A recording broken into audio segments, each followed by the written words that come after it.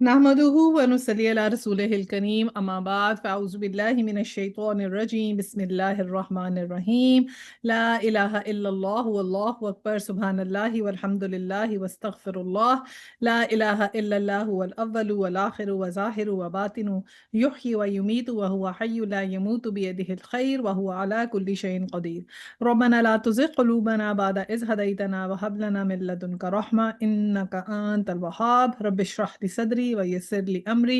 वहलुल उक़दतम मिन लिसानी यफ़क़हू क़ौली रब्बि ज़िदनी इल्मा अल्लाहुम्मा फ़क़्हिना फ़िद्दीन। अस्सलामु अलैकुम व रहमतुल्लाहि व बरकातुहू। आज हमारी सूरतुल अहक़ाफ़ पारा नंबर 26 हमारा स्टार्ट हो गया अल्हम्दुलिल्लाह। तो आज इसको इंशाअल्लाह ताला मुकम्मल करेंगे और मैं इसकी तिलावत लगाती हूँ। حامیم تنزيل الكتاب من الله العزيز الحكيم ما خلقنا السماوات والأرض وما بينهما إلا بالحق وأجل مسمى والذين كفروا عما أنذروا معرضون۔ अच्छा जी, अल अहकाफ है और इसके जो मानी होते हैं ये सैंड ड्यून्स के यानी रेत के टीले। और ये जो हामीम से हमने हवामीम की सूरतें शुरू की थी ना, तो उसमें से अब ये हमारी आखिरी सूरत है। और इसके बारे में अभी हम देखते हैं कि इसकी जो इसमें सेंट्रल थीम जो इस्तेमाल हुआ है ना, वो ही है कि तौहीद और इबादत के बारे में ज़िक्र है। जैसे कि सैंड ड्यून्स का यहाँ पर ज़िक्र है, तो अल अहक़ाफ़ का एक इलाका है, वहाँ पर हम पढ़ेंगे वो जो बस्ती वाले थे उनके साथ क्या हुआ। और फिर इसके अंदर जो है उसी तरह अल्लाह सुब्हाना तआला ने हमें जो है जो छोटे इसके जो सब टॉपिक्स हैं उसमें ये कि कुरान का मकसद और इस पे होने वाले एतराज़ात का जवाब मिलेगा इसमें हमें। फिर हमें इसमें तौरात और कुरान की मुमासलत भी मिलेगी। हमें इसके अंदर कुछ जिन्नों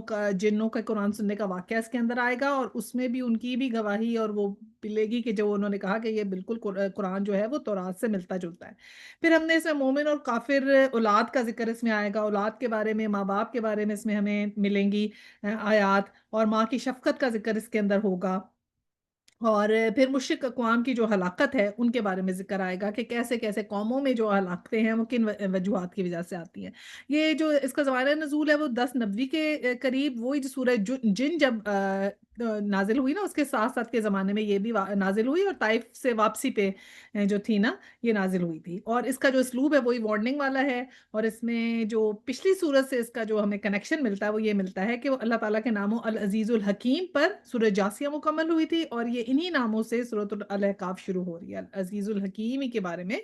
यहाँ पर हम पढ़ेंगे। तो तर्जुमा है, पहली आयत है हामीम। हाँ, आया 2 कि इस किताब का नज़ूल अल्लाह ज़बरदस्त दाना की तरफ से है। अल अज़ीज़ुल हकीम का ज़िक्र यहाँ पर आ गया कि ये अल अज़ीज़ुल हकीम जो अल्लाह सुब्हाना तआला की जो हैं वो सिफ़ात हैं, वो ही हमें अल्लाह सुब्हाना तआला के कलाम में भी मिलती हैं कि जो अल्लाह सुब्हाना तआला से वो ही कलाम की भी सिफ़ात होंगी। यानी कि किताब भी उसी तरह उसमें हिकमत की बातें मिलेंगी हमें, और उसी तरह ऐसी जो है वो बातें मिलेंगी जिसमें हमें पता चलता है कि हमें क्या चीज़ें करनी हैं और क्या चीज़ें नहीं करनी। तो उसी में जो अल अज़ीज़ की जो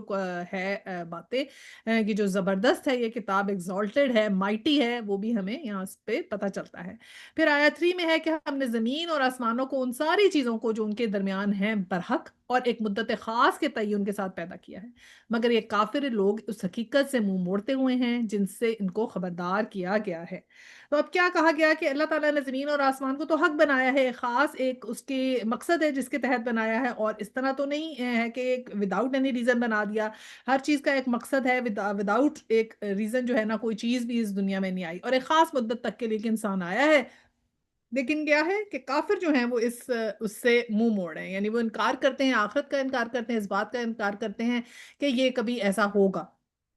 और वो नहीं मानते इस बात को कि लाइफ आफ्टर डेथ होगी, या फिर जो भी उन्होंने کیے ہیں دنیا میں حرکتیں، ان کی کوئی اکاؤنٹیبلٹی ہوگی۔ تو جب وہ اکاؤنٹیبلٹی سے نہیں ڈرتے تو پھر کیا ہوتا ہے کہ وہ ان چیزوں سے بھی نہیں ڈرتے جن کے بارے میں ان کو رولز اینڈ ریگولیشنز جو یہاں پر رہنے کے لیے ہمیں ملتے ہیں کتاب کے اندر، ان سے بھی وہ جو ہے پھر کچھ اپنی لائف میں چینجز نہیں لے کے آتے۔ آیا 4 ہے کہ اے نبی صلی اللہ علیہ وسلم ان سے کہو، کبھی تم نے آنکھیں کھول کر دیکھا بھی کہ وہ ہستیاں ہیں کیا جنہیں تم خدا کو چھوڑ کر پکارتے ہو؟ ذرا مجھے دکھاؤ تو صحیح کہ زمین میں انہوں نے کیا پیدا کیا ہے، یا آسمانوں کی تخلیق و تدبیر میں ان کا کیا حصہ ہے؟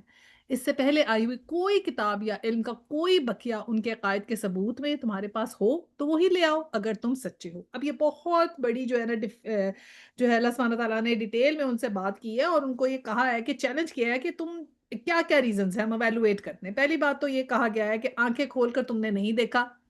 کہ آنکھیں کھول کر دیکھا بھی ہے کہ وہ ہستیاں جنہیں تم اللہ کو چھوڑ کر پکارتے ہو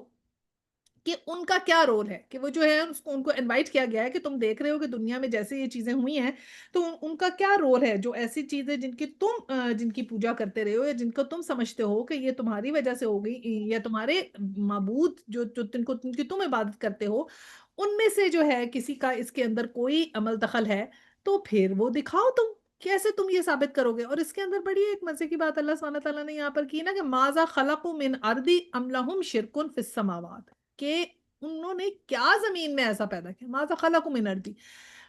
کہ کوئی ایسی چیز بتاؤ جو انہوں نے زمین میں پیدا کی ہے تو پھر ہمیں لا کے دکھاؤ کہ ہاں یہ بات ہے۔ اور یا پھر کیا ہے کہ آسمانوں میں ان کا ایسا، دیکھیں ایسے بھی کہہ سکتے تھے نا کہ زمین اور آسمان میں انہوں نے کیا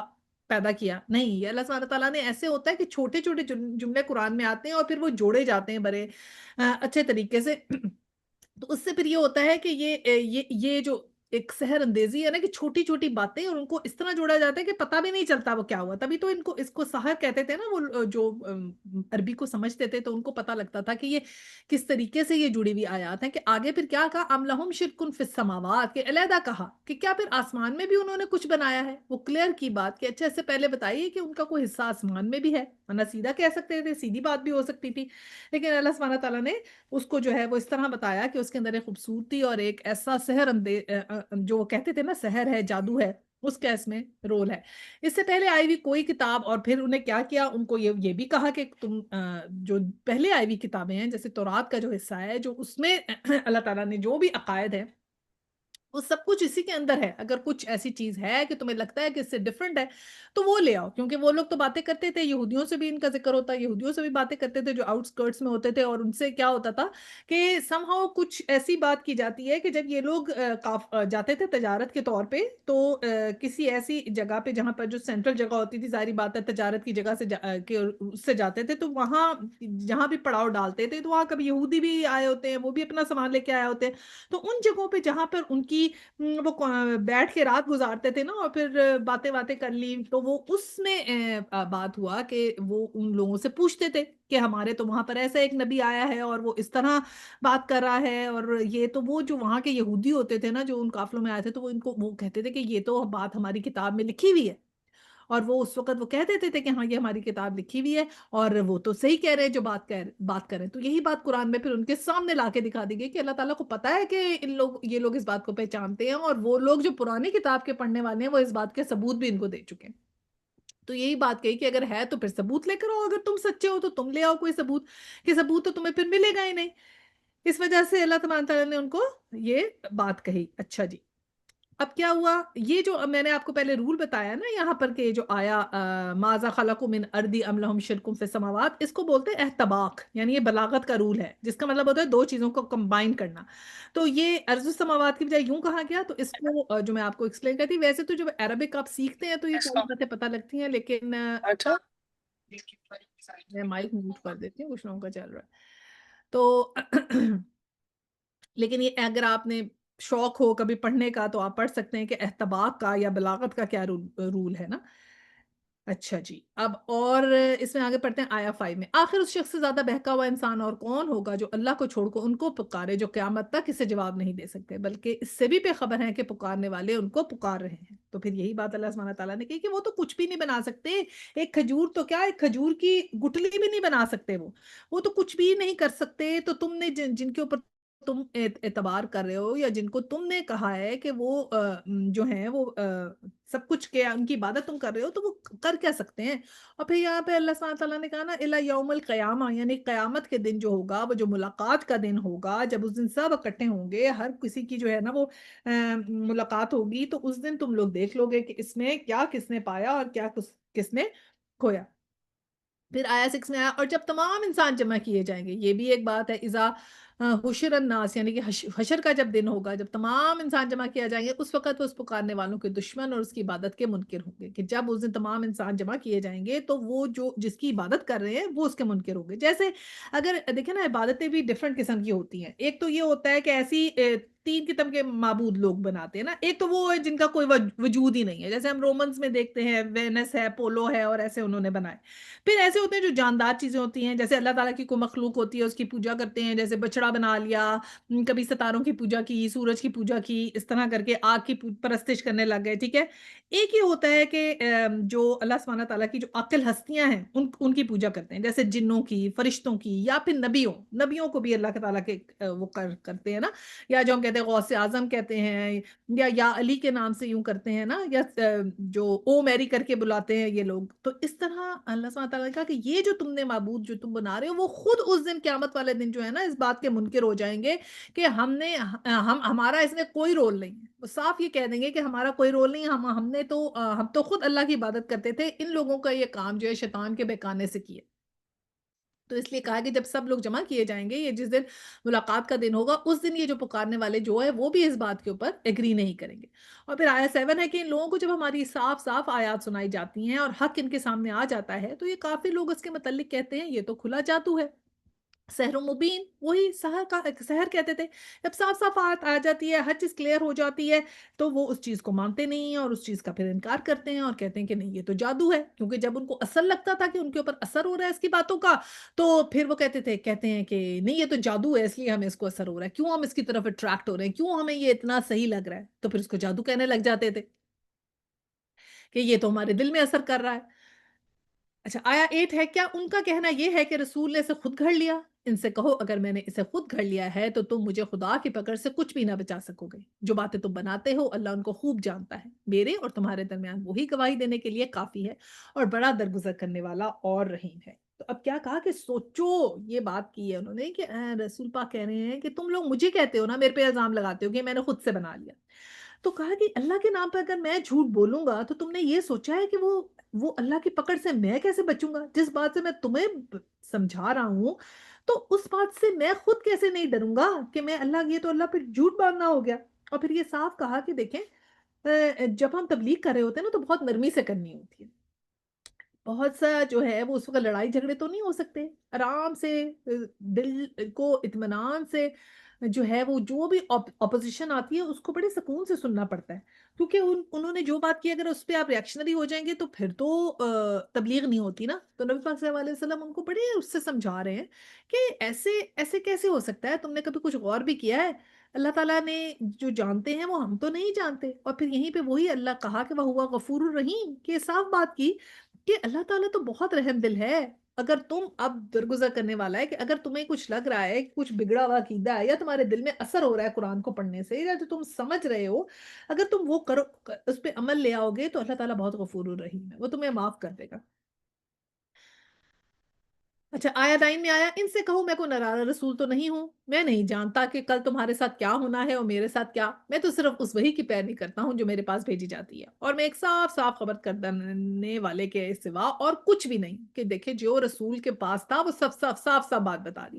کہ جھوٹ نہیں بولا، کہ کوئی ایسی بات تھوڑی ہے جو بات نہیں پتا صاف صاف کہہ دیا، کہ ان سے پوچھتے تھے قیامت کب آئے گی، اب نبی پاک کو تو نہیں پتا، انہوں نے کہا یہ علم تو میرے پاس نہیں ہے، یہ علم تو اللہ کے پاس ہے، تو صاف صاف بتا دیا، یہ نہیں کہا کہ لو اس میں تو میری کوئی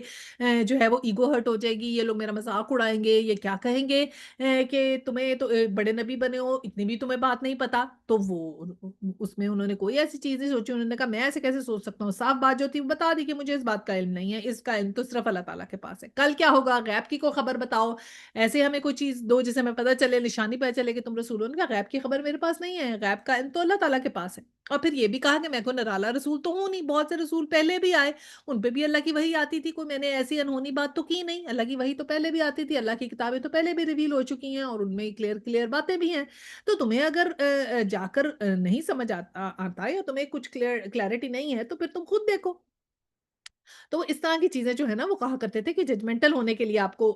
یہ کہتے تھے۔ تو ہم نے بھی کیا سیکھنا ہے کہ ہم بھی جب تبلیغ کریں یا کسی کو بات بتائیں تو ہم ججمنٹل نہیں ہوں، ریئیکٹیو نہیں ہوں، ٹھیک ہے؟ اور پھر یہ کیا ہوتا تھا کہ جب یہ غیب کی خبریں پوچھتے تھے تو نبی پاک نے کہا جاؤ تم یہود کے علماء سے پوچھ لو، ان سے پوچھ لو، مجھ سے تم جو پوچھ رہے ہو ان سے جا کے کیوں نہیں پوچھتے؟ انہوں نے بھی تو تمہیں دیکھا ہے نا کہ نبوت ہوگی۔ تو اس طرح پھر اللہ یہ نبی پاک نے ان کو یہ کہا، اور پھر یہ ہے کہ بدر کے زمانے، بدر کی جب دعائیں کی انہوں نے، جب بدر میں ان کو فتح ہوئی تو پھر جا کے ان لوگوں کو تھوڑی تھوڑی اویئرنیس ہو گئی کہ ہاں یہ بات تو کچھ سچ لگ رہی ہے۔ پھر ایسے ایسے ان کے غرور کا جو تھا وہ آہستہ آہستہ ٹوٹا اور پھر فتح مکہ کے بعد یہ اسلام لائے تھے۔ اچھا آیا 10 میں آیا نبی صلی اللہ علیہ وسلم ان سے کہو کبھی تم نے سوچا بھی ہے کہ اگر یہ کلام اللہ ہی کی طرف ہو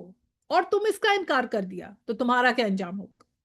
اور اس جیسے ایک کلام پر تو بنی اسرائیل کا ایک گواہ شہادت بھی دے چکا ہے،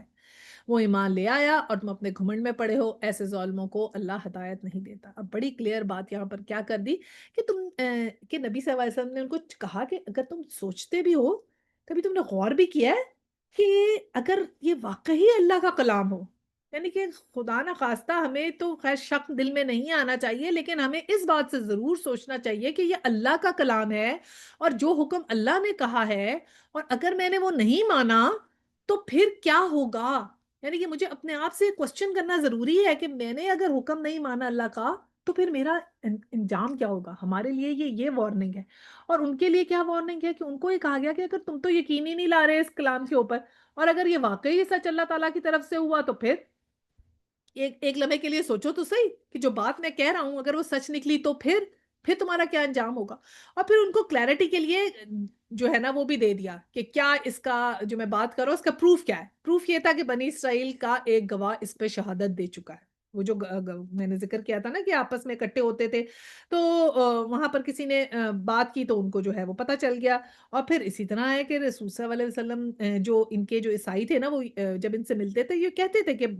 جب ان کی ملاقات ہوتی تھی نا یہودیوں نے تو انہوں نے بتایا تھا کہ ایک حضرت عیسیٰ علیہ السلام نے جو ہے نا بھی اس بات کی بات کی تھی کہ حضرت عیسیٰ نے کہا تھا کہ بنی اسرائیل کی طرف ایک نبی بنا کے بھیجا جائے گا،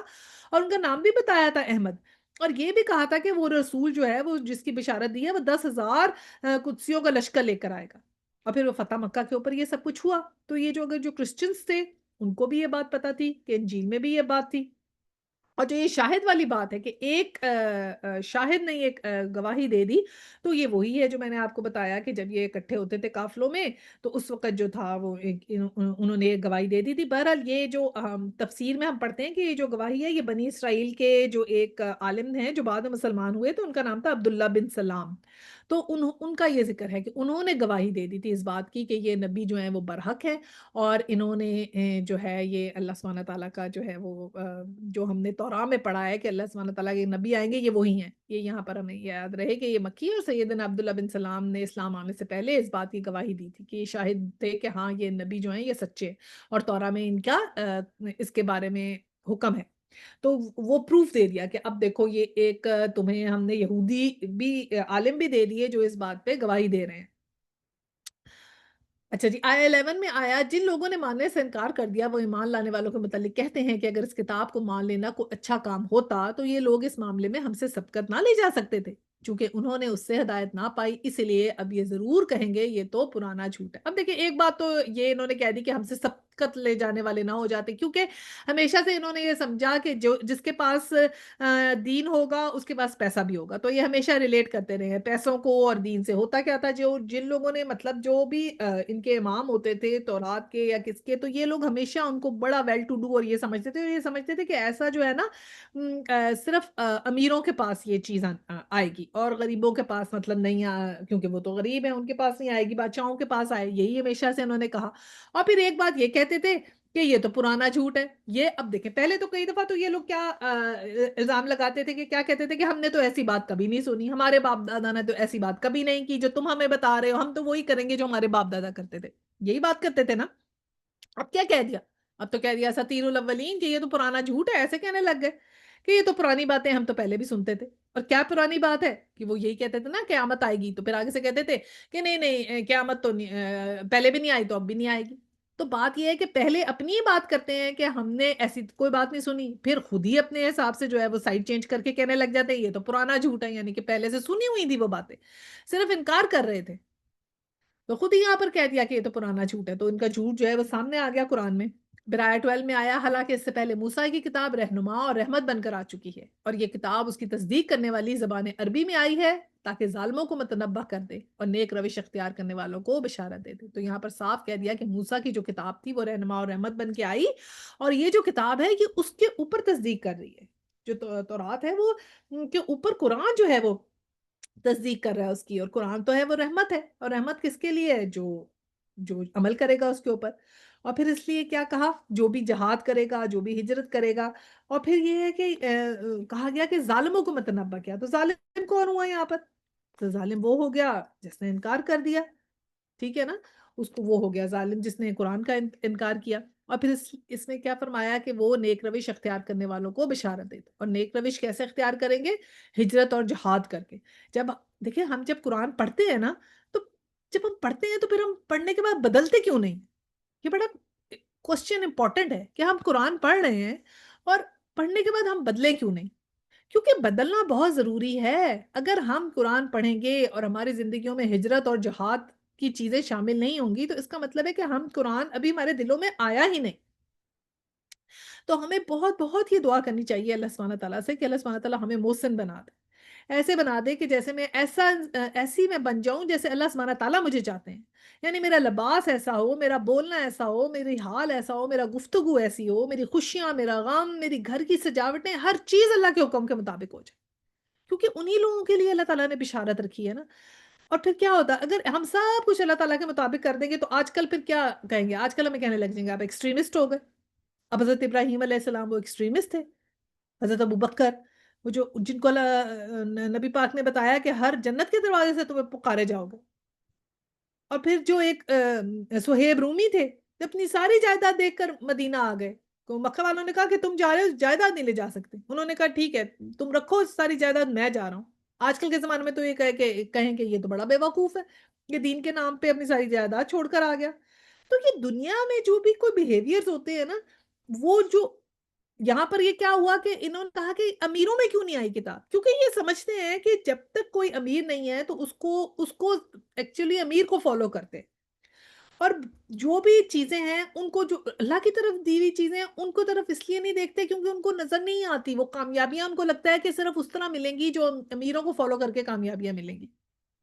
جب آپ اللہ کے راستے میں چلتے ہیں تو کامیابیاں ان لوگوں کو بھی ملتی ہیں، لیکن اللہ تعالیٰ کے امتحان کے بعد اللہ تعالیٰ پرکھنے کے بعد دیتا ہے کامیابی۔ کامیابی تو آتی ہے ہر طرح، لیکن یہ ہے کہ انسان اللہ تعالیٰ پہلے چیک کرتا ہے میرے پہ کتنا توکل کرتا ہے۔ تو جب وہ لوگوں کا معیار بنا لیں گے کہ لوگ انہیں کیسے جج کریں گے، اس پہ کریں گے، اور پھر اس میں لوگوں کے بنائے ہوئے کرائٹیریا میں فٹ ان ہونے کی جب انسان کوشش کرتا ہے نا، تو پھر وہ اس طرح کا نہیں بن سکتا جیسا یہاں اللہ سبحانہ تعالیٰ نے فرمایا ہے۔ تو قرآن پڑھتے ہیں ہم تو ہمیں چاہیے کہ ہم اپنے آپ کو قرآن کی احکامات کے مطابق فٹ ان کریں۔ ہم نے ان میں فٹ ان نہیں ہونا جو دنیا کا کرائٹیریا ہے۔ دنیا تو کرائٹیریا کچھ بھی کر لے گی، تو ہم کیا ان کے پیچھے لگ جائیں گے؟ تو اگر ان کے پیچھے لگیں گے اور وہ جو قرآن کے اگینسٹ ہوگا تو پھر ہمیں اس کا فائدہ نہیں ہوگا، ہم جتنی دفعہ بھی قرآن پڑھتے رہیں گے۔ اس لیے ہمیں تو بالکل ہم سیلیبریٹ کریں ہم ڈفرینٹ ہیں ان سے۔ لوگ کہتے ہیں آپ ڈفرینٹ ہیں، ہاں بہت اچھی بات ہے کہ ہم تو ڈفرینٹ ہیں۔ جو ریورٹس ہوتے ہیں وہ تو سیلیبریٹ کرتے ہیں نا، جب وہ ایمان لے کر آتے ہیں تو وہ سیلیبریٹ کرتے ہیں کیونکہ وہ، اور پھر تو وہ ڈفرینٹ ہو جاتے ہیں نا، جیسے وہ پہلے تھے اس سے ڈفرینٹ ہو جاتے ہیں۔ اور پھر استقامت بھی بہت بڑی چیز ہے کہ اللہ سبحانہ تعالیٰ کہ ہم آگے آگے بڑھیں، جو ہم کر رہے ہیں وہ بھی کرتے رہیں، اس کو بھی پکڑ کے رکھیں۔ جیسے اگر قرآن کی کلاس کو پکڑا ہے تو کوشش کر کے پکڑ کے رکھیں ہر صورت، تاکہ اس میں استقامت آئے۔ اور جو بھی یہ ایسے اللہ تعالیٰ کے جو نیک لوگ ہوتے تھے نا، ان کی سب سے بڑی نشانی کیا ہے کہ کوئی کبیرہ گناہ نہیں کرتے تھے۔ اور کبیرہ گناہ کیا ہے؟ شرک ہے، قتل ہے، زنا ہے، والدین کی نافرمانی ہے، تہمت لگانا ہے، معصوم عورتوں پہ تہمت لگانا ہے، اور سود کھانا ہے۔ تو اگر آپ اور ہم قرآن پڑھنے والے نہیں بدلیں گے تو پھر کون بدلے گا؟ اب یہ سوچیں نا، لوگ تو ہمیں یہ دیکھ رہے ہیں کہ یہ قرآن پڑھ رہی ہیں تو یہ نہیں بدل رہی تو پھر کون بدلے گا؟ تو کم از کم ہمارے کردار میں، گفتار میں یہ چیز نظر آنی چاہیے کہ ہم نے دیکھیں ماشاءاللہ کب سے قرآن پڑھ رہے ہیں، اب ہمارا 26واں سپارہ آ گیا۔ تو ہمیں یہ چیزیں کرنی چاہیے تاکہ ہم لوگوں کو موٹیویٹ بھی تو کریں گے نا، ہم بھی تو تبلیغ کریں گے نا، ہم بھی تو آگے پڑھیں گے نا، صرف اب ہم نے قرآن پڑھنا تو نہیں ہے، ہم نے آگے بھی تو بڑھنا ہے نا۔ صرف ٹارگٹ پہلے یہ ہے کہ قرآن پڑھیں، پھر اس کو سمجھیں، پھر اس پہ عمل کریں، پھر اس کو آگے لے کے جائیں، تبھی ہم ان محسنوں میں شامل ہوں گے نا، انشاءاللہ تعالی۔ تو آیا 13 ہے، یقیناً جن لوگوں نے کہہ دیا کہ اللہ ہی ہمارا رب ہے، پھر اس پر جم گئے، ان کے لیے نہ کوئی خوف ہے اور نہ وہ غمگین ہوں گے۔ تو یہ ہے پھر ان لوگوں کے کریکٹرسٹکس جن کی ہم بات کر رہے ہیں، کہ جب انہوں نے کہہ دیا کہ اللہ ہمارا رب ہے تو بس پھر جم گئے، اور پھر اس کا کیا ان کو ریوارڈ ملے گا کہ نہ تو وہ کوئی خوف ہوگا، فلا خوف علیہم ولا هم یحزنون، اور نہ ہی وہ غمگین ہوں گے۔ کہ جب آپ جم جاتے ہیں نا اللہ کے احکامات پہ، پھر ایسا پیس آپ کے دل میں آتا ہے، ایسا سکون آتا ہے آپ کے دل میں کہ وہ سکون آپ کو دنیا میں کہیں نہیں ملتا، اور کوئی غم آپ کو غم نہیں لگتا، کیونکہ آپ کا اتنا توکل اللہ تعالیٰ پہ بڑھ جاتا ہے، ایمان اتنا زیادہ ہو جاتا ہے، دنیا میں بھی نہ انہیں خوف اور کوئی غم ہے، اور آخرت میں بھی ایسا ہی ہوگا انشاءاللہ تعالیٰ، نہ انہیں خوف ہوگا نہ وہ غمگین ہوں گے۔ صرف ایک قدم ہی ہم نے اٹھانا ہے اللہ کی طرف، باقی رستے تو خود بخود کھلتے چلے جاتے ہیں انشاءاللہ تعالیٰ۔ آیا 14 ہے، ایسے سب لوگ جنت میں جانے والے ہیں جہاں وہ ہمیشہ رہیں گے اپنے ان اعمال کے بدلے جو وہ دنیا میں کرتے تھے۔ اللہ سبحانہ تعالیٰ ہمیں ان لوگوں میں شامل کر لے جن کے اعمال ایسے ہوں کہ ان کو جنت میں جگہ ملے، آمین ثم آمین۔ اب آیا 15 ہے، یہ بڑی جو ہے وہ والدین کے متعلق آیت ہے، اور بڑی جو ہے اس کے اندر حکمت کی باتیں ہیں۔ ہم نے انسان کو ہدایت کی کہ اپنے والدین کے ساتھ نیک برتاؤ کرے۔ اس کے ماں نے مشقت اٹھا کے اسے پیٹ میں رکھا اور مشقت اٹھا کر اس کو جنا، اور اس کے حمل اور دودھ چڑھانے میں 30 مہینے لگ گئے، یہاں تک کہ جب وہ اپنی پوری طاقت کو پہنچا اور 40 سال کا ہو گیا تو اس نے کہا، اے میرے رب، مجھے توفیق دے کہ میں تیری ان نعمتوں کا شکر ادا کروں جو تو نے مجھے اور میرے والدین کو عطا فرمائے، اور ایسا نیک عمل کروں جس سے تو راضی ہو، اور میری اولاد کو بھی نیک بنا کہ مجھے سکھ دے۔ میں تیرے حضور توبہ کرتا ہوں اور تابع فرمان مسلم بندوں میں سے ہوں، سبحان اللہ۔ تو ایک تو یہاں پر ماں کی عظمت کا ذکر آ گیا، ماں کا اتنا زیادہ ذکر آیا کہ ہر ماں کا ہو گیا نا، کہ جس نے مشقت میں پیٹ میں رکھا، مشقت اٹھائی، اس کو جنا، اس کو دودھ پلایا، اور پھر دیکھیں یہاں پر ماں کی عظمت کا ذکر آ گیا، اور پھر یہ ہے کہ یہ جو دعا ہے نا یہ بہت اچھی ہے، اس میں لکھا ہے نا 40 سال کا ہو گیا، یہ ایسی 40 سال ایک ایسی ایج ہے، تو جتنے بھی لوگ یہاں 40 سال کے ہیں یا 40 سال کے ہونے والے ہیں یا ہو چکے ہیں وہ غور سے سنیں، کیونکہ 40 سال کی ایج ایک ایسی ہے کہ اس میں ایک ایموشنل میچورٹی آ جاتی ہے نا انسان کے اندر۔ سارے بہت سے نبی ایسے ہیں، موسلیوں کو جو ہے وہ 40 سال کے بعد ہی جو ہے نا وہ نبوت ملی، کیونکہ اس وقت وہ میچور ہو چکے تھے۔ تو ہم نے سے بھی اب میچورٹی کا ہمارا یہ ڈیمانڈ ہے کہ ہم اس بات کو ریئلائز کر لیں کہ ہماری موت برحق ہے، تو ہماری کوششیں اس طرف ہوں کہ ہمیں جنت، ہمیں آگے موت کے آگے اب دیکھنا ہے کہ جب میں نے اگلی دنیا میں جانا ہے تو میں نے اپنے ساتھ کیا لے کے جانا ہے۔ جیسے ہم سوچتے ہیں نا ریٹائرمنٹ کے بعد کیا کرنا ہے، تو ہم نے یہ سوچنا ہے کہ ہم نے اب مر جائیں گے، مرنے کے بعد ہمارا کیا حال ہوگا۔ تو اب یہاں پر ہم وہ سامان دیکھیں نا، دنیا کہتے ہیں نا بازار ہے، تو بازار کیسا بازار ہے؟ یہ ایسا بازار ہے کہ جس میں ہم نے اپنی آخرت کے لیے خریداری کرنی ہے، جو چیزیں یہاں پہ پک کرنی ہے، جو ہم نے یہاں پہ شاپنگ کرنی ہے، وہ شاپنگ کرنی ہے جو ہمارا بیگ جو ہے وہ آخرت کے لیے تیار ہو جائے۔ اور پھر دیکھیں ماں باپ کا، ماں کا کتنا لکھا ہوا ہے نا، یہ تو ہمارے پاس حدیث ہے، نبی صلی اللہ علیہ وسلم سے ان کے صحابی نے پوچھا کہ میرے پہ کس کا حق زیادہ ہے؟ آپ نے کہا تمہاری ماں کا، پھر دوسری دفعہ تمہاری ماں کا، تیسری دفعہ تمہاری ماں کا، چوتھی دفعہ کہا تمہارے باپ کا۔ تو یہ تو نبی پاک نے اس بات کی گواہی دی، تو اب جو ماں کا حق ہے ہمیں بھی یہ خیال رکھیں، جن کی مائیں زندہ ہیں ان کے ساتھ جو ہے اچھا سلوک رکھیں، ماؤں کو جو ہے وہ ان کے ساتھ، مطلب اس عمر میں اگر ماں باپ چڑچڑے ہو جاتے ہیں تو ان کو اپنے بہت زیادہ ان کو ایموشنل سپورٹ دینی ہے، صرف فائنینشیل سپورٹ بھی بہت ضروری ہے، آپ ماں باپ کی کریں چاہے انہیں ضرورت ہو یا نہ ہو، آپ ان کے لیے کچھ نہ کچھ کریں،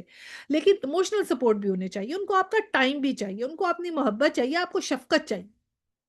وہ ہم نے ضرور دینی ہے۔ اور یہ جو دعا ہے نا یہ ضرور یاد کر لیں، بڑی خوبصورت دعا ہے، یہ تو سب کو یاد رکھنی چاہیے۔ کیا ہے؟ ربی اوزعنی ان اشکر نعمتک التی انعمت علی وعلی والدی وان اعمل صالحا ترضہ واصلح لی فی ذریتی انی تبت الیک وانی من المسلمین۔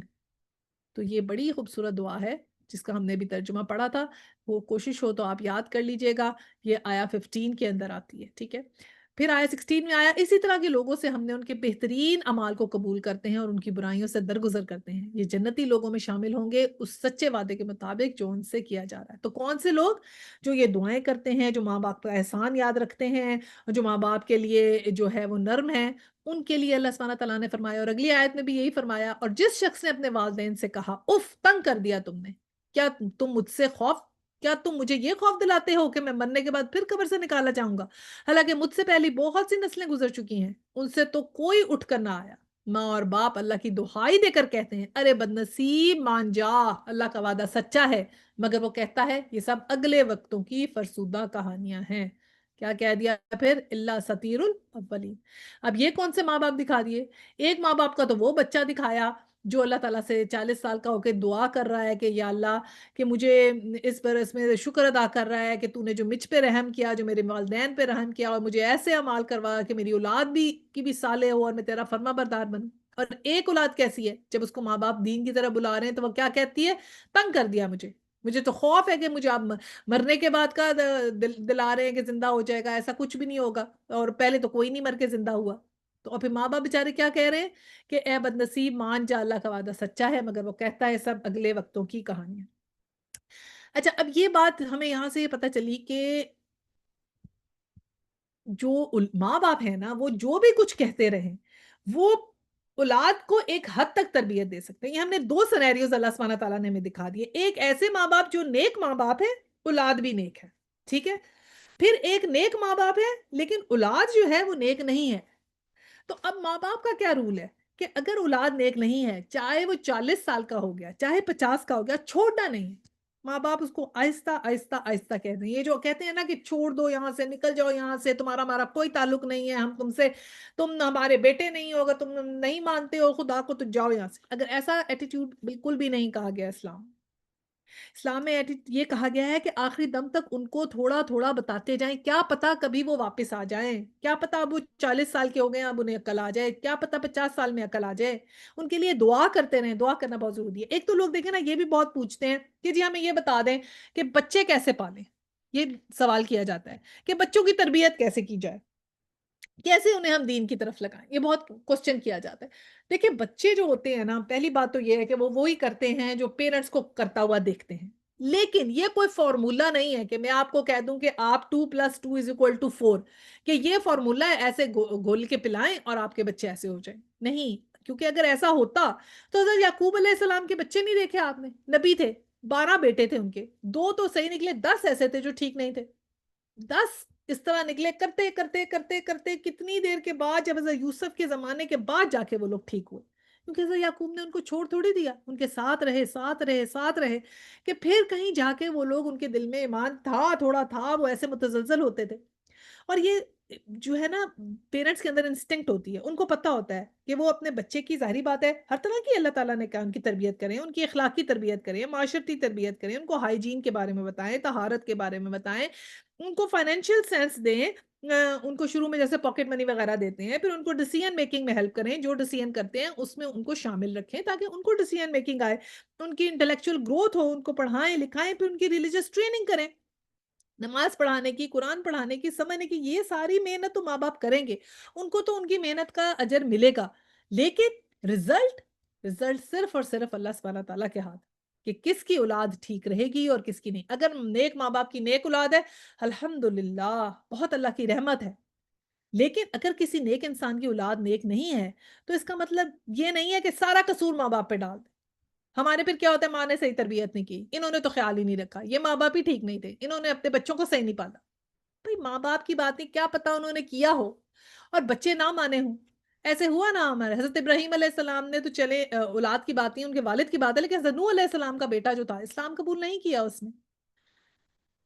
تو وہ اس کو چھوڑ کے جانا پڑا۔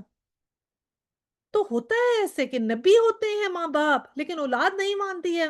نبی کی اولاد بھی ان کا کہنا نہیں مانتی، تو یہی بات اللہ سبحانہ تعالیٰ نے یہاں پر بتائی ہے کہ چھوڑنا نہیں ہے، چھوڑنا نہیں ہے، کہ وہ جو بھی کہہ رہی ہے اولاد کہ میں تنگ ہوں، آپ کیوں مجھ سے یہ باتیں کرتے ہیں، تو پیار پیار سے چڑھانا نہیں ہے ان کو، بہت سے زیادہ ان کو مسک بھی نہیں کر دینا، لیکن پیار سے اچھا چلو ٹھیک ہے، کوئی بات نہیں، ہمیں پتہ ہے تمہیں برا لگ رہا ہے لیکن فکر ابھی تم رک جاؤ، ہو سکتا ہے کہ ابھی تمہیں سمجھ نہیں آ رہی، کچھ عرصے میں بات سمجھ آ جائے گی، لیکن بیٹا یاد رکھنا کہ یہ سب اللہ کی طرف سے ہے، اس طرح ہے، یوں کر کے ان سے پولائٹ رہیں۔ دیکھیں نا، کبھی کبھی ڈانٹ کام آتی ہے اور کبھی حلوہ کام آتا ہے، کبھی پیار کبھی ڈانٹ، دونوں چیزیں ساتھ ساتھ جائیں گی۔ ادھر بچے اب ادھر جائیں ادھر جائیں، واپس آ جائیں انشاءاللہ تعالیٰ، دعا تو کرنی ان کے لیے ضروری ہے نا، تو ان کو امید دلائیں کہ بیٹا فکر نہیں کرو، انشاءاللہ تم تھوڑی سی کوشش کرو گے، سب کچھ ٹھیک ہو جائے گا، اپنا دل لگاؤ، سب کچھ ٹھیک ہو جائے گا۔ تو یہ جو اولاد مینٹل ٹارچر کا سبب بنتی ہے نا، ان کو چاہے جتنا بھی آپ سونے کا نوالا دے دیں، جتنے بھی ماں باپ ان کے اوپر خرچے کریں، اس خرچے کرنے سے اس سے تو اولاد نہیں ٹھیک ہوگی نا۔ اولاد تو اللہ تعالیٰ کی مہربانی سے اور اس بات سے ٹھیک ہوگی کہ آپ ان کے ساتھ کیسا رویہ رکھتے ہیں۔ بہت سخت بھی رویہ نہیں کرنا، بہت نرم بھی نہیں کرنا، دونوں کے ایکول ہو کے جائیں، تو پھر ہی انسان جو ہے نا وہ چیز جو ہے نا وہ آگے بڑھتی ہے۔ اور پھر بات یہ ہے کہ کچھ بچے ایسے ہوتے ہیں، دیکھیں حضرت اسما بنت ابو بکر تھیں، ٹھیک ہے، حضرت ابو بکر کی بیٹی تھی، لیکن ماں جو تھی وہ نہیں لائی ایمان، تو پھر وہ چاہے مشرک تھی لیکن وہ ان کی خدمت کرتی رہی ماں باپ کی، کیونکہ ماں باپ سے تو چاہے آپ کے ماں باپ جو ہیں وہ اسلام پہ ہیں یا نہیں، ان کی خدمت تو بچوں پہ فرض ہے نا۔ اور کچھ ایسے بچے ہوتے ہیں وہ سمجھتے ہیں جی میں ماں باپ کو سوشل سٹیٹس ان کو اپنا بڑا اچھا لگتا ہے، ماں باپ کو ان کو جو شرم محسوس ہوتی ہے ماں باپ سے، یعنی اگر ماں باپ دین کی طرف ہیں اور وہ خود بڑی ہائی سوسائٹی میں موو کرتے ہیں، بڑے اپنے آپ کو فیشنیبل کہتے ہیں، اور ماں باپ اگر دین کی طرف ہے تو انہیں شرم محسوس ہوگی کہ اب ہم اپنے ماں باپ کو جو ہے دوسروں سے نہیں ملواتے، وہ پھر کہیں گے کہ ماں باپ کو نہ بلاؤ ایسی جگہ پہ جہاں پر وہ دوسرے لوگ آ رہے ہیں، کیونکہ ان کو کیا ہوتا ہے، شرم محسوس کرتے ہیں۔ تو پھر جو اللہ سے بے خوف ہوں گے تو وہ ماں باپ سے بھی بے خوف ہی ہوں گے نا، ایسی اولاد خدا نہ خواستہ ہو۔ اللہ تعالیٰ سے بس پھر دعا رکھیں، اللہ سبحانہ تعالیٰ ہمارے سب کی اولادوں کو جو ہے وہ نیک بنائے، اور ہمیں اس بات کا جو ہے توفیق دے کہ ہم ان کے لیے بھی دعا کریں اور وہ ہمارے لیے دعا کریں، اور انشاءاللہ تعالیٰ ان کی اچھی پرورش ہو، تو یہ بہت بہت بس اولاد کے لیے بھی دعا کیا کریں۔ آیا 18 ہے، یہ وہ لوگ ہیں جن پر عذاب کا فیصلہ چسپاں ہو گیا، ان سے پہلے جنوں اور انسانوں کے جو ٹولے اس کماش کے ہو گزرے ہیں، انہی میں یہ بھی جا شامل ہوں گے، بے شک یہ گھاٹے میں رہ جانے والے لوگ ہیں۔ یہ کون لوگ؟ جنہوں نے ماں باپ کی بات نہیں سنی نا، جو مسلمان ماں باپ جس کو بتاتے رہے نا اور وہ مانا نہیں، تو اس کو اللہ سبحانہ تعالیٰ کہہ رہے ہیں کہ ان پر عذاب کا فیصلہ چسپا ہو گیا، وہ جن اور انسان، یعنی کہ اس کا مطلب ہے جنوں کی اولاد بھی ایسی ہوتی ہے کہ کوئی ماں باپ جو ہیں وہ دین پہ ہوتے ہیں، اولاد دین پہ نہیں ہوتی، تو جنوں اور انسانوں دونوں کے جو ٹولے ایسے ہوں گے ان میں جا کے وہ بڑے رہیں گے اور سخت گھاٹے میں ہوں گے۔ آیا 19 ہے، دونوں گروہوں پر ہر ایک کے درجے ان کے اعمال کے لحاظ سے ہیں، تاکہ اللہ ان کے لیے ان کا پورا پورا بدلہ ان کو دے، ان پر ظلم ہرگز نہ کیا جائے گا۔ یعنی کہ ایک بات کا یقین رکھیں کہ ظلم نہیں کیا جائے گا، جو کوشش آپ نے کی اس کا کریڈٹ آپ کو ملے گا، اور آپ کی اولاد نے بھی جو کوشش کی اس کا کریڈٹ ملے گا انشاءاللہ تعالی۔ آیا 20 ہے، پھر جب یہ کافی لوگ آگ کے سامنے لا کھڑے کیے جائیں گے تو ان سے کہا جائے گا تم اپنے حصے کی نعمتیں اپنی دنیا کی زندگی میں ختم کر چکے ہو اور ان کا لطف تم نے اٹھا لیا، اب جو تکبر تم زمین میں کسی حق کے بغیر کرتے رہے اور جو نافرمانیاں تم نے کی، ان کی پاداش میں آج تم کو ذلت کا عذاب دیا جائے گا۔ تو پھر کیا فرمایا کہ جب کافر لوگ آئیں گے تو اللہ تعالیٰ جو ہے نا، جو لوگ دنیا میں اچھے کام کرتے ہیں نا، اللہ تعالیٰ ان کا جو ہے نا وہ کوئی چیز نہیں رکھتا ان کی، اللہ تعالیٰ تو ان کو ان کا کریڈٹ وہیں واپس کر دیتے، جو دنیا میں اچھے کام کرتا ہے ان کو ان کی زندگی اللہ تعالیٰ آسان ترین کر دیتے، ان کو دنیا میں ہی اس کا بدلہ دے دیتے ہیں، اللہ تعالیٰ تو کسی کا کچھ نہیں رکھتے، تو ان کو دنیا میں ملے گا۔ اگر اللہ تعالیٰ پہ وہ یقین نہیں رکھتے، ایمان نہیں رکھتے، تو اللہ تعالیٰ ان کو وہیں پہ ہی واپس کر دے گا، لیکن اس مسلمانوں کو کیا ہوگا؟ جو اللہ پہ یقین رکھیں گے ان کو دونوں جگہ پہ انشاءاللہ فائدہ ہوگا۔ اب آگے آیا 21 میں ہمیں قوم عاد کا جو ملتا ہے قصہ بھی، اور یہ جو ہے الاحقاف جو اس سورت کا نام ہے اس کا ذکر بھی ملے گا۔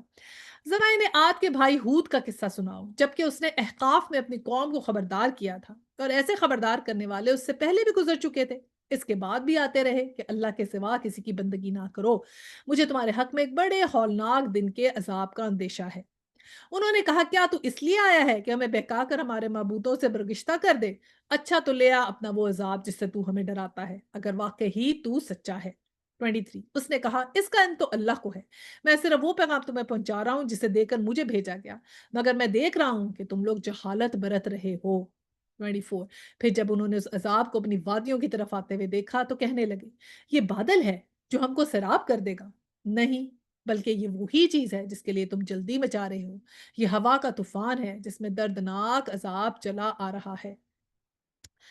آیا 25 اب رب کے حکم سے ہر چیز کو تباہ کر ڈالے گا، آخر کار ان کا حال یہ ہوا کہ ان کے رہنے کی جگہوں کے سوا وہاں کچھ نظر نہ آتا تھا، اس طرح ہم مجرموں کو بدلہ دیا کرتے ہیں۔ اور آیا 26 ہے ان کو ہم نے وہ کچھ دیا تھا جو تم لوگوں کو نہیں دیا۔ ان کو ہم نے کان، آنکھیں اور دل سب کچھ دے رکھے تھے، مگر نہ وہ کان ان کے کسی کام آئے، نہ آنکھیں، نہ دل، کیونکہ وہ اللہ کی آیات کا انکار کرتے تھے اور اس چیز کے پھیر میں آ گئے تھے جس کا وہ مذاق اڑاتے تھے۔ آیت 27 ہے، تمہارے گرد و پیش کے علاقوں میں بہت سی بستیوں کو ہم ہلاک کر چکے ہیں، ہم نے اپنی آیات بھیج کر بار بار طرح طرح سے ان کو سمجھایا، شاید کہ وہ باز آ جائیں۔ تو اب یہ قصہ جو ہے ہمیں عاد کی قوم کا سنایا گیا، اور میں اس میں آیت 28 بھی پڑھ دیتی ہوں۔ پھر کیوں نہ ان ہستیوں نے ان کی مدد کی جنہیں اللہ کو چھوڑ کر انہوں نے تقرب اللہ کا ذریعہ سمجھتے ہوئے معبود بنا لیا، بلکہ وہ تو اس سے کھو گئے، اور یہ تھا ان کے جھوٹ اور ان کی بناوٹی عقیدوں کا انجام جو انہوں نے گھڑ رکھے تھے۔ اور وہ واقعہ بھی قابل اچھا، یہ ہم بعد میں کریں گے، 28 تک ہم نے پڑھا۔ اچھا، اب اس میں قوم عاد کا ذکر ہے۔ احقاف جو ہے نا وہ یمن کے جو ہے نا وہ سمندر وہاں پر ہے یہ جگہ، اور جس میں جو ہے نا اس کے کنارے پہ ریت کے ٹیلے ہیں، اور یہ ایک ایسی جگہ ہے جس کا نام جو ہے نا وہ شہر تھا، ایک ایسا جہاں پر یہ لوگ آباد تھے۔ یہ ہم نے جو ہے آ، جو تفسیر ابن جریر الطبری ہے 291 اور 11، اس کی جو ہے وہ ڈیٹیل میں ہمیں آتی ہے، جو ہم یہاں سے پڑھتے ہیں۔ احقاف والے کون تھے؟ اچھا جی، یہ دیکھیں، احقاف کی جمع حقف کی طرف ہے، اور ریت کے پہاڑ کو کہتے ہیں، متعلق پہاڑ اور غار اور حضر الموت کی وادی جس کا نام برہوت ہے، جہاں کفار کی روحیں ڈالی جاتی ہیں، یہ مطلب ہی احقاف کا بیان کیا گیا ہے۔ قتادہ رحمۃ اللہ کا قول ہے کہ یمن میں سمندر کے کنارے ریت کے ٹیلوں میں ایک جگہ تھی جس کا نام شہر تھا، یہاں یہ لوگ آباد تھے، اور یہ وہ تفسیر ہے ابن جری الطبری کی 291:11، ٹھیک ہے، اس پہ ذکر ہے۔ اور پھر انہوں نے کیا کہا کہ حضرت ہود علیہ السلام نے ان کو جو کہا کہ تم لوگ جو ہے اللہ پر ایمان لاؤ اور اللہ پہ جو ہے وہ یقین کرو، اور وہ کیا کرتے تھے، یہ لوگ بہت اپنے آپ کو ایڈوانس سمجھتے تھے نا، انہوں نے حضرت ہود علیہ السلام کو رد کر دیا کیونکہ یہ بہت پاورفل تھے، بہت ایڈوانس تھے، اور ان کی بڑے بڑے جو تھے انہوں نے جو ہے وہ ٹیلے بنائے اور بڑی بڑی انہوں نے عمارتیں بنائیں، تو وہ اپنے بہت زوم میں تھے، اور انہوں نے بالکل جو کہا کہ جاؤ تم یہاں سے، ہمیں کیوں یہ باتیں بتا رہے ہو، اور یہ کیا تم ہمیں عذاب سے ڈراتے ہو، اگر اتنے ڈراتے ہو تو پھر آتا کیوں نہیں ہے عذاب، اگر تم اتنے سچے ہو تو ایسے ہی بات کرتے تھے جیسے یہ مکہ والے کرتے تھے۔ تو مکہ والوں کو عاد کی بات بتائی کہ تم تو عاد کے ان ٹیلوں کو جانتے ہو کیونکہ ان کے تو ریمینز وہاں پر تھے، تم نے تو دیکھے ہوئے ہیں، تو پھر وہ بتایا جا رہا ہے کہ اب تم بھی انکار کر رہے ہو نبی کا، تو دیکھو پہلے والوں نے جب کیا تو کیا ہوا، اور اس کا علم تو اللہ ہی کو ہے۔ اب اللہ کہا گیا کہ اللہ تعالیٰ نے تو ان کو علم دیا، پیغام بھجوایا اور نبی بھیجے، لیکن یہ لوگ تو اپنے اس وقت تکبر میں تھے اور اپنے نبی کی بات نہیں مانی، اور پھر کیا ہوا کہ ان کو ایسا لگا کہ عذاب جو ہے نا ان کے اوپر آیا ہوا کا، اور پھر تقریباً 7 راتیں اور 8 دن تک آتا رہا، اور قرآن میں نا اس کو ریح سرسر کہا گیا ہے۔ اور اسی وجہ سے جب یہ عذاب ان کے اوپر بادل چلتے آ رہے تھے نا، تو انہوں نے کیا کہا کہ یہ تو بادل ہیں جو ہم کو سیراب کریں گے، لیکن پھر کیا ہوا، وہ جواب آیا کہ نہیں، یہ وہ نہیں ہے، یہ وہ چیز ہے جس کی تم جلدی مچا رہے تھے، یعنی عذاب کی جلدی مچا رہے تھے نا کہ لے کر آؤ پھر قیامت۔ تو یہی وجہ ہے کہ مدینہ میں جب بادل آتے تھے نا یا تیز ہوا چلتی تھی تو حضور صلی اللہ علیہ وسلم نا اندر باہر ہوتے تھے، بے چین رہتے تھے، اور آپ نے ہمیں تیز ہوا چلنے کی نا دعا بھی سکھائی ہے، میں آپ کو بتا دیتی ہوں، اللہم انی اسألک خیرہا و خیر ما ارسلت بہ، یعنی اے اللہ میں تجھ سے اس کی خیر مانگتا ہوں، اور میں تجھ سے خیر مانگتا ہوں اور اس ہوا کی خیر مانگتا ہوں جو چیز یہ دے کے بھیجی گئی ہے، وَأَعُوذُ بِكَ مِن شَرِّهَا وَمِن شَرِّ مَا أَرْسَلَتْ بِهِ، کہ اللہ میں تیری پناہ مانگتا ہوں اس کے شر سے اور اس چیز کے شر سے تیری پناہ مانگتا ہوں جو یہ ہوا دے کے بھیجی گئی ہے۔ اور پھر بارش کے برسنے پہ بھی حضور صلی اللہ علیہ وسلم دعا ہمیں سکھائی کہ اللہم سید سید بن نافع، کہ اے اللہ اس کو نفع مند بارش بنا دے۔ اور پھر دیکھیں اب ہم نبی پاک جو تھے وہ اتنی جب ہوا چلتی تھی یا بارش آتی تھی تو ڈرتے تھے، تو کیا پتہ چلتا ہے اس بات سے؟ پتہ اس بات سے یہ چلتا ہے کہ جو انذار کرتا ہے نا، جو ڈراتا ہے، یعنی اللہ کے بارے ہم کہہ رہے ہیں اللہ کا کہنا مانو، ہم اس سے بتا رہے ہیں، وہ خود سب سے زیادہ ڈرتا ہے۔ تو یہ نشانی ہے اس انسان کی کہ جو اللہ سے ڈرتا ہے، کہ وہ اس کو یقین ہے کہ جو بتا رہا ہے کہ دیکھو قیامت آئے گی، تمہارا حساب ہوگا، اپنے آپ کو درست کر لو۔ تو جب یہ آتی ہے ہوا بارش تو وہ ڈرتے تھے کہ ایسا عذاب نہ آ جائے جیسے کہ قوم عاد کے اوپر آیا، اور جب وہ گزر جاتے تھے تو پھر آپ کو تسلی ہو جاتی تھی۔ تو یہ ہے کہ ہم جب قرآن پڑھتے ہیں یا پڑھتے ہیں واقعہ، تو ہمیں بھی اپنے لیے سبق لینا ہے کہ ہم لوگ آج اپنے آپ کو درست کر لیں، اللہ تعالیٰ معافی دینے والا ہے، تو کہیں یہ نہ ہو کہ ہم وقت آگے سے گزر جائے، ٹھیک ہے؟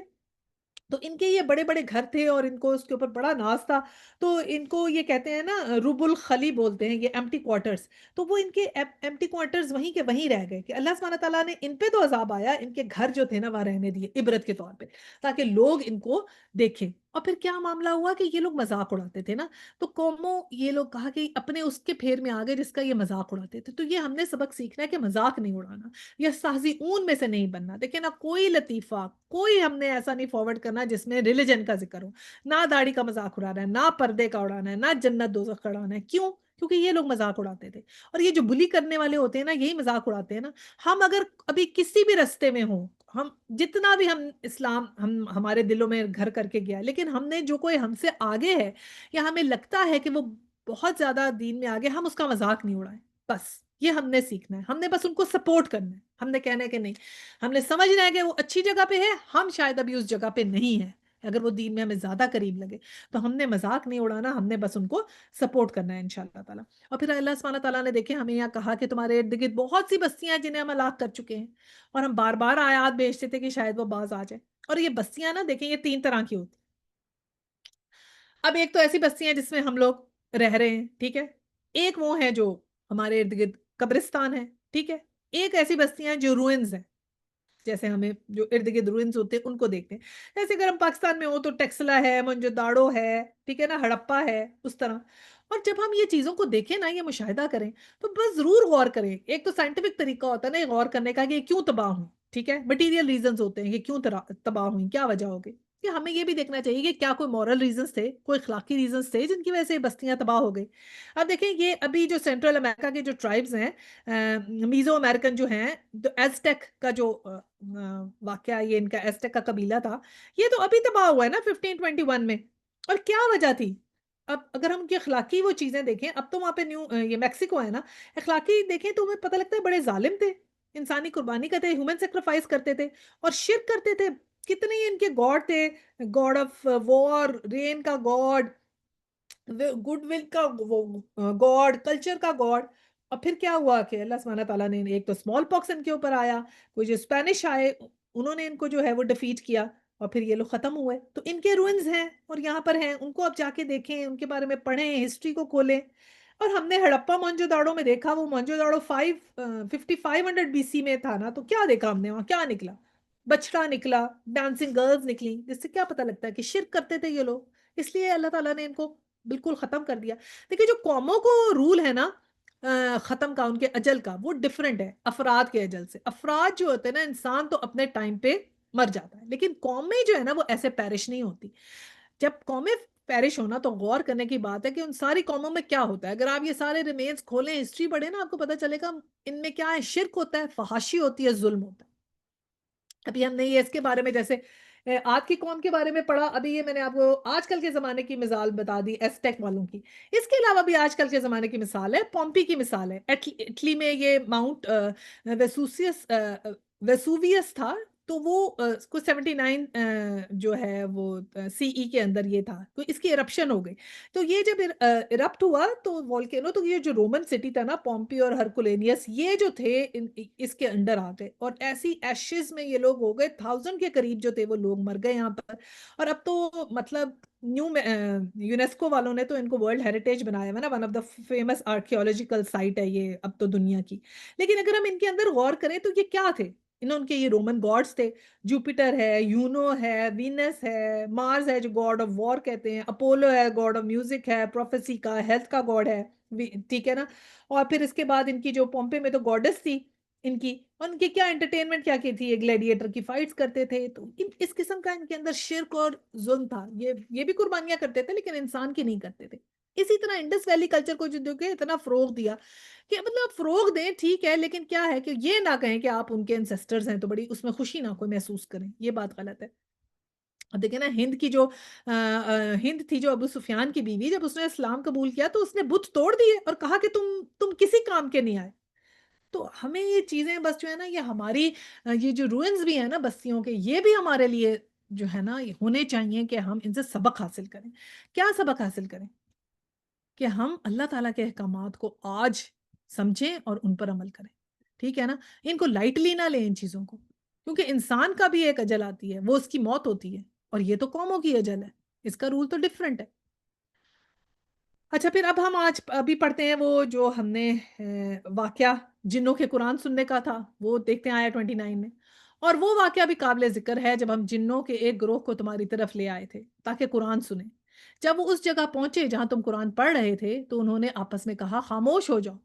پھر جب وہ پڑھا جا چکا تو وہ خبردار کرنے والے بن کر اپنی قوم کی طرف پلٹے۔ اور آیا 30 ہے، انہوں نے جا کر کہا اے ہماری قوم کے لوگوں، ہم نے ایک کتاب سنی ہے جو موسیٰ کے بعد نازل کر دی گئی، تصدیق کرنے موسیٰ کے بعد نازل کی گئی ہے، تصدیق کرنے والی ہے اپنے سے پہلے آئی ہوئی کتابوں کی، رہنمائی کرتی ہے حق اور راہ راست کی طرف۔ تو اب یہ کیا واقعہ تھا؟ جنہوں نے جو ہے وہ قرآن سنا، اور پھر کیا ہوا کہ حضور صلی اللہ علیہ وسلم جو تھے نا، وہ طائف سے واپس آ رہے تھے، اور آپ کو طائف کا واقعہ تو سب کو پتا ہوگا کہ کیسے وہاں پر وہ پریچنگ کرنے کے لیے گئے تھے، لیکن جب واپس آئے تو ان کا زخمی دل تھا اور زخمی جسم تھا، اور اس وقت مطلب ان کا کوئی کوئی ارادہ نہیں تھا کہ جنوں کو قرآن سنانے کا، یہ اللہ تعالیٰ کی بلیسنگ تھی ان کے اوپر کہ یہ کوئی چانس سے نہیں، کیسے نہ جنوں کا کوئی ارادہ تھا قرآن سننے کا، لیکن بہرحال اللہ کی مرضی تھی، انہوں نے قرآن سنا، اور پھر کیا ہوا کہ وہ ایمان لے آئے، طائف والے نہیں لائے، وہ لے آئے۔ حضرت ابن عباس کہتے ہیں کہ 7 جن تھے، نصیبین کے رہنے والے تھے، اور وادی نخلا میں جب رات گزاری نا تو حضور صلی اللہ علیہ وسلم کے ساتھ حضرت ابوبکر بھی نہیں تھے، صرف حضرت زید بن حارث آپ کے ساتھ گئے تھے، اور وہاں پہ پھر آپ نے عشاء کی نماز میں کچھ کہتے ہیں فجر کی نماز میں آپ نے قرآن پڑھا، تو جو انہوں نے سن لیا۔ اور اب سننے کے بعد یہ دیکھیں کہ کیا بات، پہلی بات انہوں نے کی، جب قرآن سنا تو کیا کہا؟ خاموش ہو جاؤ۔ دیکھیں کتنے غور سے سن رہے تھے کہ انہوں نے ایک دوسرے سے کہا خاموش ہو جاؤ۔ ہمیں کیا ایٹیکیٹ سمجھ میں آتے ہیں کہ جب ہم قرآن سنیں، قرآن کی بات سنیں، تو خاموشی سے سنیں، بیٹھ کے غور سے سنیں، اس کو ٹیکن فار گرانٹیڈ نہ لیں کہ سنیں خود ساتھ ساتھ کام ہو رہا ہے، ساتھ ساتھ قرآن کان میں لگا ہوا ہے، اچھی طرح اپنے آپ کو گھنٹہ دیں، بیٹھ جائیں،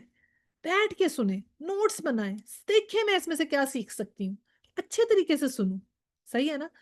اور پھر کیا کہا کہ جب وہ پڑھا جا چکا تو وہ خبردار کرنے والے اپنے قوم کی طرف پلٹے۔ اچھا، اب انہوں نے پہلی بات تو کہی کہ سنو، اب ہوتا کیا ہے کہ قرآن جو ہے نا ہمارا، وہ اس کا ایک طریقہ کار ہے، اور وہ جو ہے نا اس کا طریقہ، اس کا مزاج ہے، اور مزاج اس کا کیا ہے قرآن کا؟ سننے کا۔ دیکھیں نا کئی دفعہ ایسا ہوتا ہے لوگوں نے بہت دفعہ قرآن پڑھا، ایک دفعہ پڑھا، 2 دفعہ، 3 بار، ہم نے خود پڑھا تھا، لیکن سننے کا اثر ہی کچھ اور ہوتا ہے، کیونکہ یہ اس کا مزاج ہے سننے والا، کیونکہ ایک ہیومن وائس ایسی ہوتی ہے کہ اس کی حرارت ہوتی ہے، اس میں تاثیر ہوتی ہے، اس کو سننے سے ایک اثر ہوتا ہے اور طرح کا۔ دیکھیں نا نبی پاک کو بھی تو حضرت جو تھے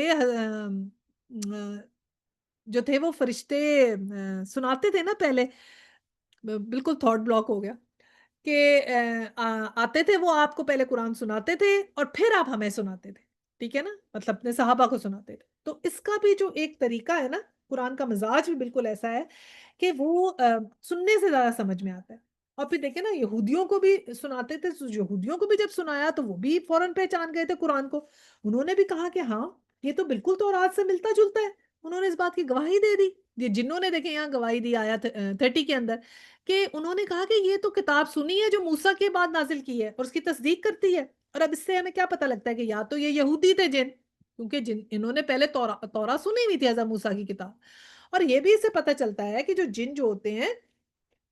وہ بھی جو ہے وہ سارے ان ریلیجنز کو جانتے ہیں۔ اب ہمیں یہ ایک کوسچن مارک ہے کہ یہ یہودی جو ہوتے ہیں، یہ جو جن ہوتے ہیں سوری، یہ ان کے اپنے نبی ہوتے ہیں کہ نہیں؟ یہ ڈیبیٹیبل بات ہے، یا پھر یہ ہمارے نبیوں کی پیروی کرتے ہیں؟ جو بھی ہے ہمیں قرآن سے تو یہ پتہ لگتا ہے کہ ان کو علم تھا تورات کا بھی، اور اب انہوں نے قرآن بھی سنا، تو ہو سکتا ہے کہ نبی ہمارے والے ہی ہوں، اور ویسے اللہ سبحانہ تعالیٰ کوئی ولی بھیجتے ہوں یا ان کو پڑھانے کے لیے کوئی چیز دیکھتے ہوں، یہ تو اللہ سبحانہ تعالیٰ جانتے ہیں کہ یہ کس طرح وہ اس چیز کو لے کے چلتے ہیں، کیونکہ ہم سے تو بہت مختلف ہوتے ہیں نا جن، ان کا عقیدہ تو سیم ہے ہمارے سے، لیکن کیسے وہ بات ان تک پہنچتی ہے وہ ایک اور بات ہے۔ باقی تو وہ جن بہت ڈفرینٹ ہے ہم سے، ان کی ایک بہت لمبی زندگی ہوتی ہے، کئی سالوں تک کی، پھر وہ شیپ بھی چینج کر سکتے ہیں، کبھی سانپ بن سکتے ہیں، ایون اینیمل کی شیپ بھی جن لے سکتے ہیں اور انسان کی شیپ بھی لے سکتے ہیں، اور پھر یہ بھی ہے کہ وہ آسمانوں میں بھی جا سکتے ہیں، وہ بھی ہم نے ان کے بارے میں پڑھا ہے۔ تو اس لیے یہ ہے کہ اس سے محسوس ہوتا ہے کہ دیکھیں ان کو بڑا، انہوں نے فوراً پہچان لیا، اسلام قبول کر لیا کہ وہ نبیوں کو اور ہماری کتابوں کو پڑھتے ہیں، یہ تو ہمیں پکا پتہ چل گیا۔ اور آیت 31 میں، اے ہماری قوم کے لوگوں، اللہ کی طرف بلانے والے کی دعوت قبول کر لو اور اس پر ایمان لے آؤ، اللہ تمہارے گناہوں سے درگزر فرمائے گا اور تمہیں عذاب علیم سے بچا دے گا۔ کہ یہ پھر آگے جا کے پریچنگ بھی کر رہے ہیں، کہ وہی انہوں نے پہلے بات سنی اور پھر جا کے پریچنگ شروع کر دی کہ دیکھو اللہ کی طرف بلانے والی دعوت کو قبول کر لو اور اس پر ایمان لے آؤ۔ ہم جو ہے نا جب اس کی تفسیر پڑھتے ہیں تو ہمیں یہ پتہ چلتا ہے کہ ایسے ہوا تھا کہ جب بہت سارے جو جن تھے نا، وہ ان کو جب یہ پتہ چلا کہ جب یہ جاتے تھے شہاب ثاقب ان پہ پڑھتے تھے اور ان کو جو تھا بالکل بھی کوئی بات سننے کی اجازت نہیں تھی، ورنہ تو یہ جا کر اوپر جا جا کے سن لیتے تھے باتیں۔ تو ان جنوں کو بڑا یہ ہوا کہ یہ کیا بات ہے کہ ہمیں اتنا زیادہ ہمارے پہ وہاں پر پروٹیکشن آ گئی ہے کہ ہمیں تو کوئی اوپر جانے ہی نہیں دیا جاتا۔ تو انہوں نے کہا کہ چلو بھئی پتہ لگاؤ کہ یہ کیا بات ہے، کہ کیا دنیا میں کیا ہوا ہے؟ تو بہرحال انہوں نے جنوں کے ٹولے کو بھیجا کہ جاؤ چیک ڈھونڈو، تو ان میں سے گزرتا ہوا ایک ٹولہ جو ہے وہ وہاں پر پہنچ گیا اور اس نے پھر نبی پاک صلی اللہ علیہ وسلم کو جو ہے وہ پڑھتا ہوا سنا قرآن، اور جو تھے اور وہ جیسے ہی بس انہوں نے پڑھتے ہوئے سنا تو وہ جو ہے وہ ایمان لے آئے۔ اور یہ جو ہم نے پڑھا کہ وہ جو ہے نصیبین سے آئے تھے، یہ ہم نے حضرت سیدنا ابن عباس تعالیٰ عنہ کی روایت ہے، یہ یہاں میں نے آپ سے شیئر کر دی ہے۔ اور اس کے علاوہ جو ہے مسند احمد میں بھی یہ ہے کہ سیدنا زبیر رضی اللہ تعالیٰ عنہ نے اس کی تفسیر یہ کی کہ یہ نخلا کا واقعہ ہے، جب رسول صلی اللہ علیہ وسلم اس وقت عشاء کی نماز پڑھ رہے تھے اور یہ سب جنات سمٹ کے آپ کے ارد گرد بھیڑ کی شکل میں کھڑے ہو گئے تھے۔ تو یہ دلائل ہمیں یہاں سے ملتے ہیں، اور پھر یہ ساری جو ڈیٹیل میں نے آپ کو بتائی ہے کہ وہ جاتے تھے اور پھر وہ اس مشن پہ نکلے کہ کیا وجہ ہے کہ اب ہمیں اوپر نہیں جانے دیا جاتا آسمانوں پہ۔ تو پھر ان کو پتا چلا کہ یہ نبی آئے ہیں اور یہ کتاب آئی ہے، اس لیے اتنی پروٹیکشن اوپر بڑھ گئی، اب ہم آسمانوں پہ نہیں جا پا رہے۔ اور پھر جب انہوں نے قرآن سنا تو ان کا دل جو ہے اس سے فوراً جا کے وہ نرم ہوا اور انہوں نے اپنے اور دوسرے جنوں میں بھی اس کی پھر تبلیغ کی۔ اچھا جی، اب آیا 32 ہے، اور جو کوئی اللہ کے دائی کی بات نہ مانے وہ نہ زمین میں خود کو بل بوتا رکھتا ہے اور کہ اللہ کو زج کر دے، اور نہ اس کے کوئی ایسے حامیوں سرپرست ہیں کہ اللہ اس کو بچا لیں۔ ایسے لوگ کھلی گمراہی میں ہیں۔ کہ کیا کہا کہ جو اللہ کے دائی کی بات نہیں مانتے۔ اللہ کے دائی کون ہوتا ہے؟ جو دعوت دیتا ہے، جو تبلیغ کرتا ہے۔ تو جو اللہ سبحانہ تعالیٰ کی کہ جو تبلیغ کرنے والا بندہ ہے اس کی بات اگر نہیں مان رہے، کوئی وہ کوئی بھی ہو سکتا ہے، دائی تو کوئی بھی ہے نا۔ اب ہم بھی دائی ہو سکتے ہیں جب ہم پڑھا رہے ہیں یا بتا رہے ہیں، یا آپ بھی دائی ہو سکتے ہیں جب آپ کسی کو بتائیں گے۔ تو جو اس کی بات نہیں مانے گا تو اللہ سبحانہ تعالیٰ نے کہا کہ وہ زمین میں خود اپنے جو وہ بوتا ہے وہ اللہ تعالیٰ پھر اس کو زج کر دیتے، پھر اس کا کوئی حامی و سرپرست نہیں۔ تو یہ ہمارے لیے خوف کی بات ہے کہ ہم قرآن کے اسٹوڈنٹس ہیں، تو ہم نے بہت ہی غور کرنا ہے کہ ہم اب جو ہے اپنی لائفز میں چینج لے کر آئیں اور اپنے آپ کو بالکل ویسا بنائیں جیسے اللہ سبحانہ تعالیٰ نے ہم سے بننے کو کہا ہے۔ پھر آیت 33 ہے، اور کیا ان لوگوں کو یہ سمجھائی نہیں دیتا کہ جس خدا نے یہ زمین اور آسمان پیدا کیے ہیں اور ان کو بناتے ہوئے جو نہ تھکا، وہ ضرور اس پر قادر ہے کہ مردوں کو جلا اٹھائے۔ کیوں نہیں؟ یقیناً وہ ہر چیز کی قدرت رکھتا ہے۔ اور 34 ہے، جس روز یہ کافر آگ کے سامنے لائے جائیں گے اس وقت ان سے پوچھا جائے گا کیا یہ حق نہیں ہے؟ یہ کہیں گے ہاں ہمارے رب کی قسم یہ واقعی حق ہے۔ اللہ فرمائے گا اچھا تو اب عذاب کا مزہ چکھو اپنے ان انکار کی پاداش میں جو تم کرتے رہے تھے۔ کہ کیا کہا کہ اب تو جو پہلے تو بات کی کہ اللہ تعالیٰ کی یہ قدرت ہے کہ جس نے تم کو بنایا سب کچھ کیا، وہ اس بات پہ قادر ہے کہ مردوں کو بھی جو ہے وہ کھڑا کرے گا۔ جو بار بار قیامت کا یا عذاب کا ذکر کرتے ہو تو اللہ تعالیٰ نے ایک تو یہ بتایا کہ عذاب کی مثال دے دی، اور پھر یہ کہا کہ جب قیامت کا روز آئے گا اس دن یہ مان جائیں گے کہ یہ حق ہے، لیکن اس وقت it will be too late. اور پھر آخری آیت ہے کہ بس اے نبی صلی اللہ علیہ وسلم صبر کرو جس طرح اولو العزم رسولوں نے صبر کیا، اور ان کے معاملہ میں جلدی نہ کرو۔ جس روز یہ لوگ اس چیز کو دیکھ لیں گے جس کا انہیں خوف دلایا جا رہا ہے تو انہیں یوں معلوم ہوگا جیسے دنیا میں دن کی ایک گھڑی بھر بھی نہیں رہے تھے، بات پہنچا دی گئی، اب کیا نافرمان لوگوں کے سوا اور کوئی ہلاک ہوگا۔ کہا کہ جب انہیں معلوم ہوگا کہ قیامت کا دن جب آئے گا تو انہیں لگے گا کہ ہم جو دنیا کا تھا وہ دن ایک گھڑی جتنا تھا، اور ایک گھڑی کی خاطر ہم اللہ کا کہنا نہیں مان رہے، ایک گھڑی ہمیں ایسے محسوس ہوگا۔ اور یہاں پر صبر کیسے کہا؟ اولو العزم رسولوں کی طرح صبر کرو۔ اور اولو العزم رسول کون ہیں؟ بتائیے جی، اولو العزم رسول کون سے 5 رسول ہیں اولو العزم میں جن کا شمار ہوتا ہے؟ حضرت نوح علیہ السلام، حضرت ابراہیم علیہ السلام، حضرت موسیٰ علیہ السلام، اور حضور صلی اللہ علیہ وسلم، حضرت عیسیٰ علیہ السلام اور حضور صلی اللہ علیہ وسلم۔ شاباش، ویری گڈ۔ بڑا اچھا زبردست ہمیں جواب مل گیا آج تو شگفتہ سے۔ تو بالکل یہ پانچوں ہیں جن کا ذکر ہے کہ انہوں نے بہت بہت صبر کیا ہے جب انہوں نے اللہ سبحانہ تعالیٰ کی بات جو ہے وہ پہنچائی تھی، اور اس وقت پھر یہ کہا گیا کہ ان کی طرح اب تم بھی صبر کرو کیونکہ ایک وقت تو آئے گا جب انہیں پتہ چل جائے گا۔ اچھا اب یہ سورہ الاحقاف ہم نے پڑھی ہے نا، ایک تو ہم نے احقاف کا واقعہ اس کے اندر ہم نے پڑھا ہے کہ اس جگہ پہ ایسے ہوا، تو بیسیکلی اس میں سارا ہم نے جو پڑھا ہے اگر ہم اس کو سمرائز کریں تو ہمیں یہ سمجھ میں آتا ہے کہ اللہ سبحانہ تعالیٰ نے بتایا کہ جو لوگ قرآن کو نہیں مان رہے یا اللہ کے دائی کی باتیں نہیں مان رہے یا وہ اس میں شک کر رہے ہیں، تو اللہ سبحانہ تعالیٰ نے کہا کہ وہ کچھ کہتے ہیں قیامت آ جائے۔ تو اللہ تعالیٰ نے یہ بتایا ہے کہ انسان تو جب مر گیا تو قیامت ہو گئی، لیکن اللہ تعالیٰ نے یہ غور کروایا کہ احقاف والوں کو دیکھو یا اور اپنے ارد گرد کی بستیوں کو دیکھو، جیسے ہم نے نئی نشانیاں دیکھی ہیں کہ وہ لوگوں کے اوپر کیسے بستیوں کی بستیاں تباہ ہو گئیں، کیونکہ وہ ان میں کیا ہم نے دیکھا، شرک دیکھا، ظلم دیکھا، بے حیائی دیکھی، کہ ایسی جو قومیں جو اللہ کے کہنے نہیں مانتی ان پہ بھی عذاب آتے ہیں۔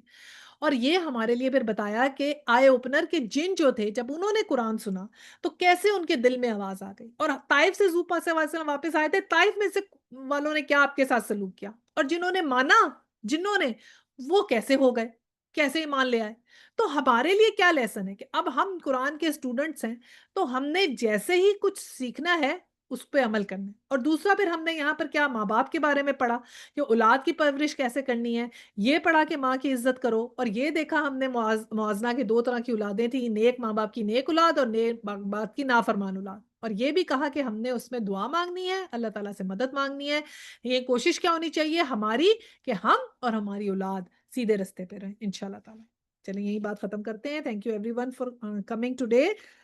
وآخر دعوانا الحمد للہ رب العالمین، سبحانک اللہم و بحمدک، نشہد ان لا الہ الا انت، نستغفرک و نتوب الیہ، ربنا تقبل منا انک انت السمیع العلیم وتب علینا انک انت التواب الرحیم۔ السلام علیکم ورحمۃ اللہ وبرکاتہ۔ کسی کا کوئی کوسچن ہے تو پوچھ سکتے ہیں۔ بچوں کی پرورش کے بارے میں اکثر کوسچنز کیے جاتے ہیں، اگر کسی کے ذہن میں کوئی بات ہے تو ڈسکس کر سکتے ہیں۔